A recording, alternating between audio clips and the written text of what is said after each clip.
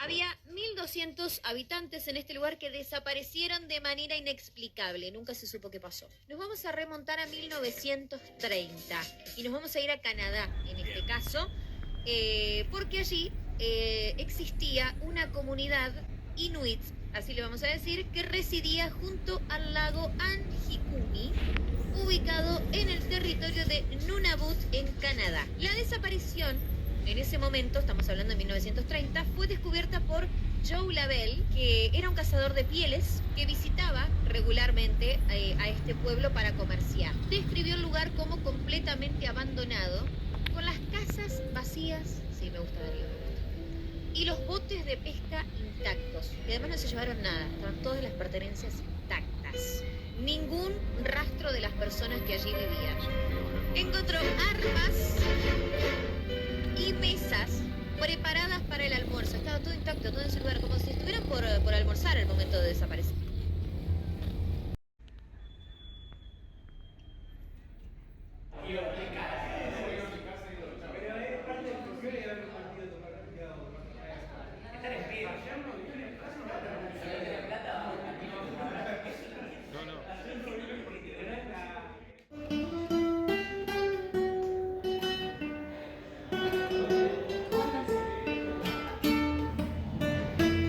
Pero canoa el corazón de arcilla, sobre la canoa se te fue la vida.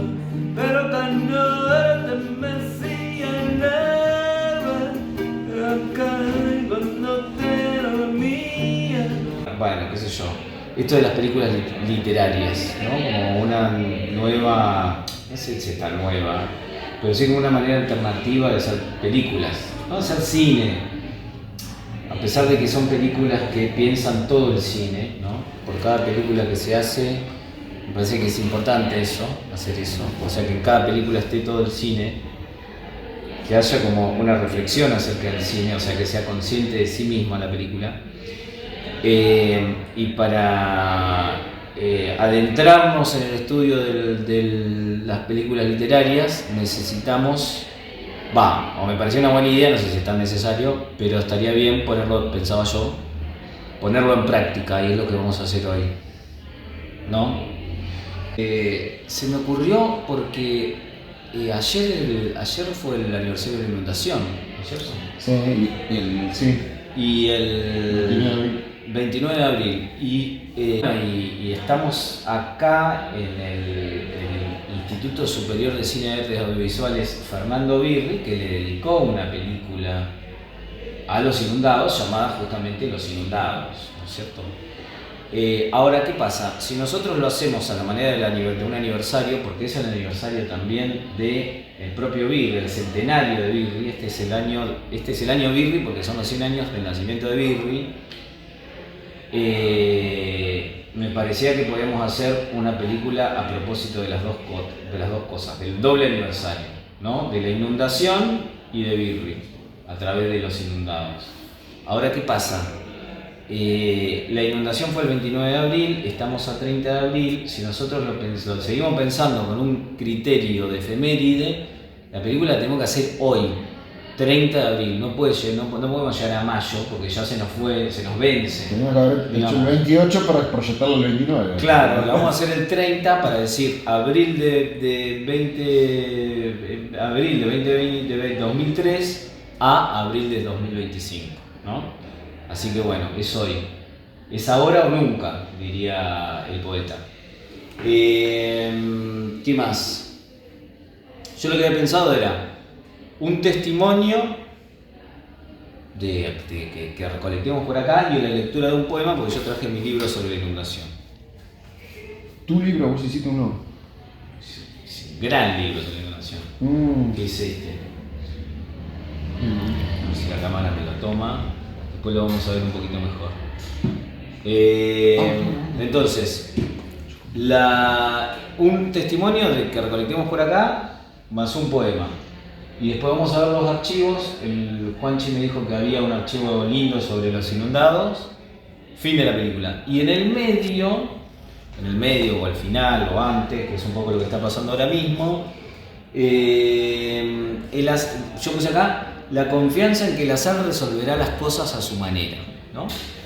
O sea que bueno, vemos de qué forma la película también se hace sola, digamos, ¿no? Quizás es lo mejor de la película, es el momento en que la película, que va a ser el momento en que la película nos diga ella misma a nosotros qué es lo que ella quiere hacer, de sí misma, digamos, ¿no? Una cosa así.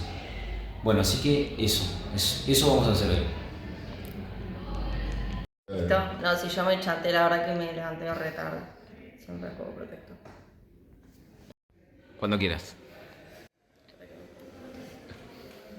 Bueno, lo que más me acuerdo de la inundación, aunque bueno, era bastante pequeña, es la actitud de mi mamá sobre el tema, que nos dijo que nuestra tía estaba inundada y bueno, nuestra tía Ro, y fue como, no, miedo total, y nos hizo subir, lo que más me acuerdo, el televisor, que eran de esos grandotes así, al mueble más alto, lo guardamos ahí, guardamos algunas cosas, algunas fotos, pertenencias, y nos sentamos a esperar, no sé qué, nos sentamos a esperar, pero fueron momentos de incertidumbre, y bueno, como que procesando por ahí emociones y miedo, pero no nos llegó el agua a nosotros, pero sí eso de guardar algunas ropas y hacer la mochila, como preparar, viste, como que nos vamos a evacuar, nos vamos a ir. Ese fue como más que nada mi recuerdo de la inundación del 2013. Subiendo, sobre roperos y alacenas, creyendo. Todo lo relativamente liviano, el perro de mi abuela y el mío. La radio que colaboraba con la tensión del momento. Comencé a levantar bien alto encima del ropero, arriba, esperando que no entre, a 50 centímetros de altura. Por encima de los pies pasaba la cintura. Algunas cosas del garage, que es el lugar que tengo bajo, las cosas a 1 metro del piso, las cosas arriba de la cucheta, al borde del cordón, a la escalera.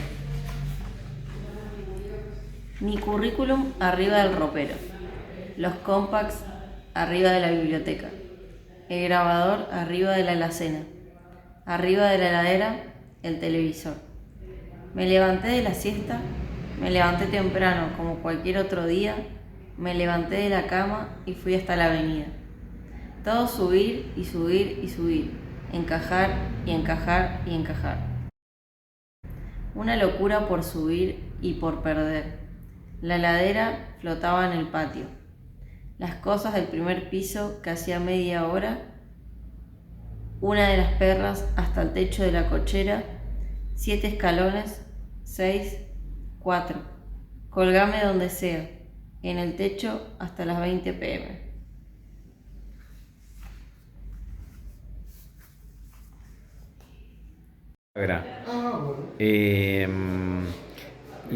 Y no sé si... No está ahí adentro, ¿no? No.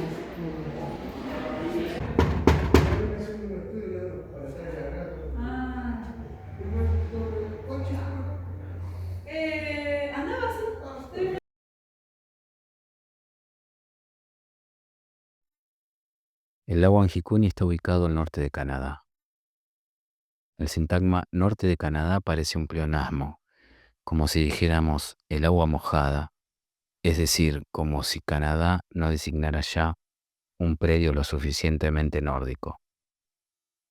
Pero incluso allí, en lo alto de este mundo, las referencias cardinales todavía funcionan, y hay en el mapa canadiense unas regiones más arriba que las otras.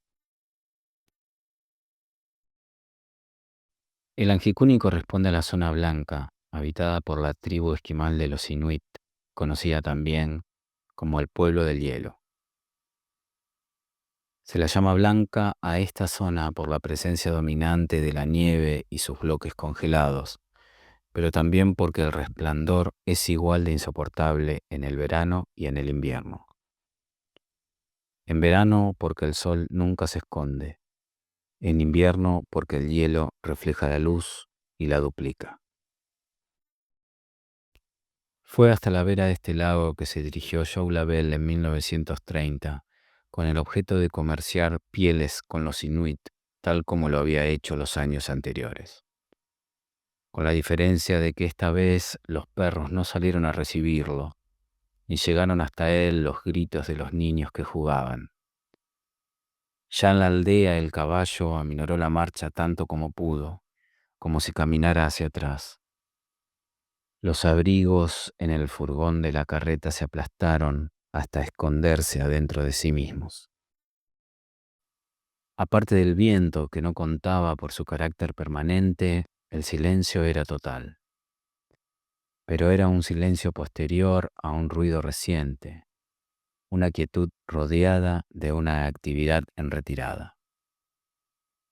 Los kayaks seguían amarrados a su poste. Una fogata tiraba un humo todavía denso. Un cigarro habría sido avivado con solo respirarle cerca. Las escopetas estaban cargadas y los anzuelos encarnados. Los antepasados habían sido retirados de sus tumbas.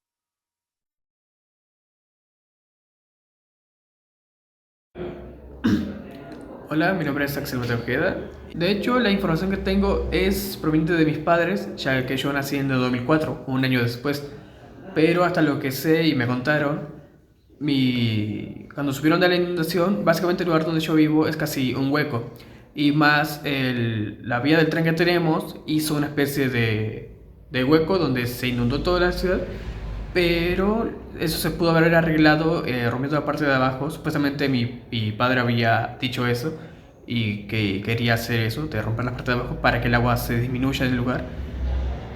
De hecho, no sé qué tantas cosas sean reales. Por ejemplo, dice que al momento de saber de la inundación, él hizo una especie de barca improvisada y al nadie tomarlo en cuenta, solamente tuvo dos cosas en mente: buscar a mi mamá, que en ese tiempo no estaban casados, sino que fue a la casa de mi abuelo. También buscó a mi abuelo, a mi mamá, y llevó supuestamente a su perro, que él tenía un certificado de adopción, básicamente. Y desde ese momento todos los hospitales, lugares así, estaban como inundados. O sea, Barranquita Sur, no sé si conocen el lugar, la parte de la carretera, hay un gran cartel que muestra el límite de la inundación y básicamente es muy alto, fue muy alto. Fue casi como 3 de mí de largo, básicamente. Eso podría decir. Vamos a vuelta, no importa, me voy a parar. Estar por sobre todo impedimento formal y de tiempo, qué sé yo, eso sería, ese tipo de libertad sería más constrictiva todavía que esta otra que estamos practicando, que es este otro tipo de reducción que estamos practicando. Digo, tomar las limitaciones como una virtud o como una potencia para la película, ¿no? Bueno, lo tenemos que hacer hoy, tenemos que generar todo el material que podamos y con eso tenemos que trabajar con apenas una especie de mapa previo de estructuras o de plano previo de estructuración de la película, ¿no es cierto? Que es más o menos esto que estamos pensando. Listo. No, hice un TP y necesito buscarlo de nuevo en la sala informática. ¿Y acá? ¿Qué pasó? Vengo a pedirle a Juanchi la llave, si por favor me lo puede prestar un ratito. ¿Y no te atienden? Ya están ocupados, ya golpeé, pero... Estamos... El Puente Negro. Esta mercadería, materiales, bolsa de nylon, bolsa de consorcio, ropa de cama, 2 pantalones, una coctelera licuadora, mi currículum y un elefante, de cerámica, un muñequito de farol de noche modular, varillas para cuadros, la video, la colección de historietas, el freezer boca abajo, colchones, un perro mojado en una cucha, una correa para el perro, el lorito, una pandereta, un cuadrito, una foto, una latita de tomates con plata, la parte de arriba de la cucheta, este maldito microondas, caños, cosas al azar, los helicópteros, la canoa, un reflector, una lancha de prefectura, camiones llenos de muebles y personas, autos, colectivos y los aviones. Lo crítico en el puente, una bañera, la noche en el puente, una masa, la noche en el puente negro.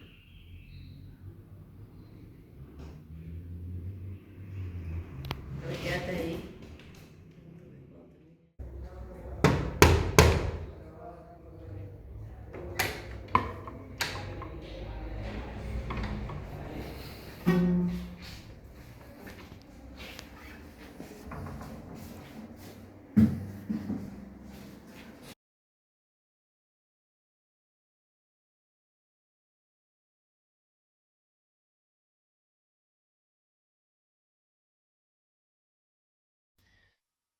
Las galochas ya secas junto al fuego y preparadas para el uso de hoy, la última ráfaga de viento agitando todavía las hojas de los árboles boreales, el hilo enhebrado en la aguja listo para llegar al otro lado de un ojal ciego sin botón. Se diría que la palabra que le corresponde a este paisaje congelado, deprovisto de una humanidad reciente, es la palabra todavía. Pero no en tanto hace convivir dos duraciones, sino por superponer de un lado lo que tenía vida con el mundo que sigue en pie del otro. Pronto, con la presencia del primer observador externo, cada cosa se enfriará hasta pasar a convertirse en una pieza de museo de sí misma. La parte agonizante del todavía declinará entonces hasta su final, para pasar a ser el ya no de la parte de la humanidad que sigue con vida. El leño encendido se convertirá en ceniza. El lápiz se convertirá en palo con corazón de grafito. La cama quedará convertida en una mesa.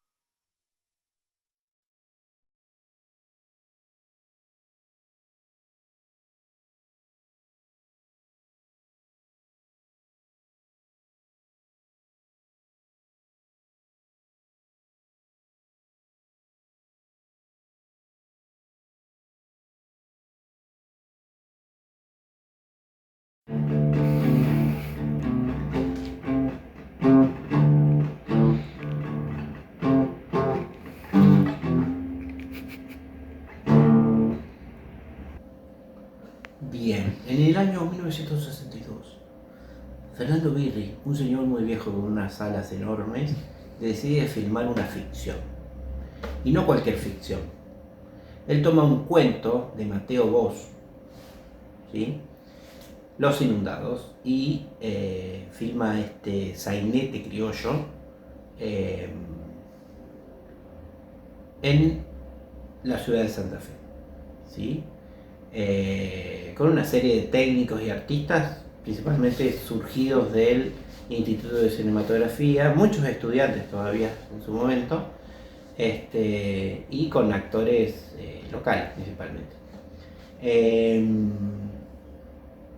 Birri viene de una formación en el neorrealismo italiano, en el instituto experimentale de no sé qué merda, porque el italiano es como una cuestión de actitud más que de un idioma. Entonces el viejo filma esta película hermosa, bellísima, donde, bueno, ¿de qué va? Durante una de las tantas inundaciones que hay en la metrópoli, en la urbana santafesina, la gente que vive en la periferia, ¿sí? Que es la gente marginada por el sistema, es trasladada a la fuerza, contra su voluntad, a un centro de evacuados. El centro de evacuados se ubica en lo que hoy es el casino, ¿sí? En los terrenos del puerto y del tren en ese momento. Y entonces, la primera escena es brillante, en donde este grupo de evacuados van todos en un carromato, ¿no? Con todas sus pertenencias, perros, gallinas, gente y demás, muebles, y los llevan hasta ahí. Y pasan por el centro de Santa Fe, donde toda esta gente de Alcurnia, que pasea por el centro, y los ve pasar a todos estos inundados, ¿no? Y que al coro de Perón, Perón, pero que por una cuestión de proscripción es luego doblado con Colón, Colón, pasan hasta a destino. Y bueno, se centra sobre una familia en particular, que es la de del protagonista, que terminan viviendo en un vagón, ¿no?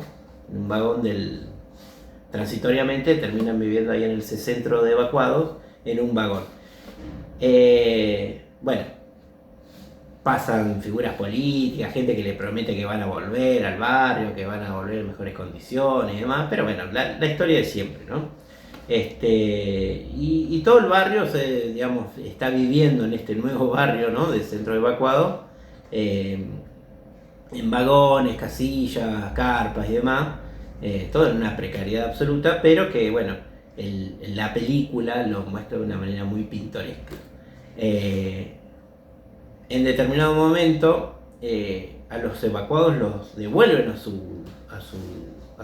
casas, en sus barrios, pero esta familia se queda arriba del vagón y el vagón lo engancha una locomotora, digamos, un tren completo, y entonces esta familia empieza a circular hacia el norte de Santa Fe, con todas sus pertenencias, con la familia entera ahí arriba, y terminan en un pueblo por allá, no me voy a acordar ahora el nombre, y bueno, y en realidad ellos terminan hasta incluso en mejores condiciones en este pueblo. El tema es que las autoridades locales tampoco los quieren ahí, ¿sí? Entonces, en un determinado momento, hacia el final de la película, el vagón es de nuevo enganchado y de nuevo traído hacia Santa Fe, capital. Y la familia finalmente termina en su barriada original, a los márgenes del Salado. Después hay una reflexión muy linda que hace uno de los, que en realidad es un comentario que hace uno del protagonista, dice: no importa, vieja, ya vamos a ser inundados de nuevo, ¿no? Y es como este ciclo, ¿no? Es una crítica que se hace al manejo que se hace, digamos, los distintos gobiernos, ¿no? Con esta pobre gente marginada, digamos, que vive muchas veces forzadamente sobre terrenos que se inundan, ¿no?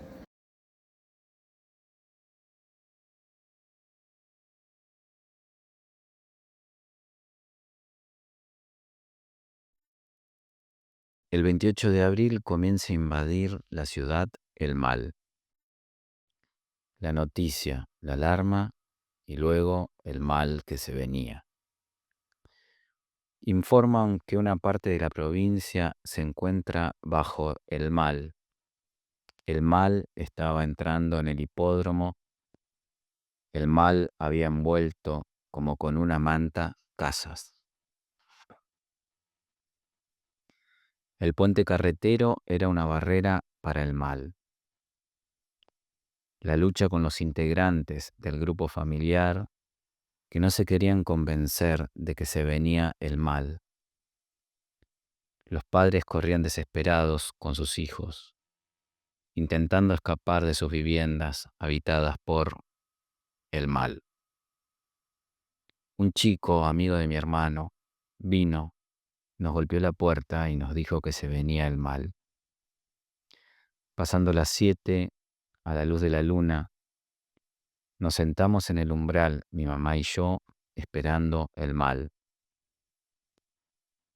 En pocas horas más, el mal también llegaría a nuestras viviendas. Me enteré de que iban a cortar la luz eléctrica porque había algunos sectores bajo el mal. Yo jamás en la vida tuve problemas con el mal, ni siquiera con lluvias de 200 milímetros. Nada hacía prever que el mal iba a llegar a esa marca. Evidentemente no. Se venía muchísimo el mal. El lunes a la mañana era un griterío porque pensaban que se venía el mal y fue una falsa alarma. Y el martes a la mañana nos levantaron a las 6 de la mañana porque se venía el mal y también era mentira. Y bueno, la mandé a la nena a la escuela y me fui a ver el río y se venía desde Santa Rosa. Al mediodía teníamos el mal en la esquina y a las 3 de la tarde estaba enfrente y a las 7 ya lo tenía dentro y empezó a subir y todo. Salí a ver qué pasaba, se venía el mal, se venía y con todas sus fuerzas. Lo primero fue poner seguros a los chicos y a mi abuelo para poder seguir subiendo lo poco que nos permitía salvar el mal. El mal empezó a llegar cuando se fue mi abuela. En ese momento estábamos bastante lejos del mal. El cemento nos secó y se empezó a filtrar el mal. El mal pudo con la defensa. El mal ya está en la puerta de calle. El mal en varios barrios. El mal en la avenida. El mal en la calle. El mal en la esquina. El mal en la casa. El mal en el cuello. El mal. No teníamos el mal. La nena mía tiene 1 año y yo no tenía leche. Me lloraba, me pedía. Mami, me decía, mami, no tenemos pan. Queremos el mal.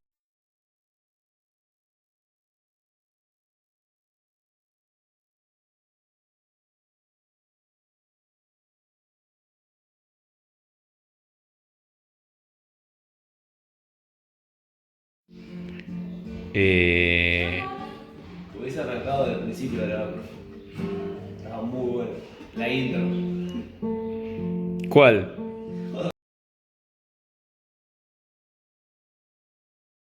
Pero ganó el corazón de arcilla, sobre la canoa se te fue la vida. Pero ganó el Mesías leve, acá cuando te dormía. Pero ganó el corazón de arcilla, sobre la canoa se te fue la vida. Pero ganó el Mesías leve, acá cuando te dormía.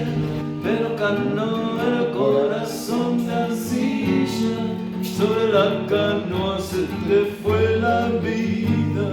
Pero ganó el Mesías leve, acá cuando te dormía. Pero ganó el corazón de arcilla, sobre la canoa se te fue la vida. Pero ganó el Mesías leve, acá cuando te dormía. Pero ganó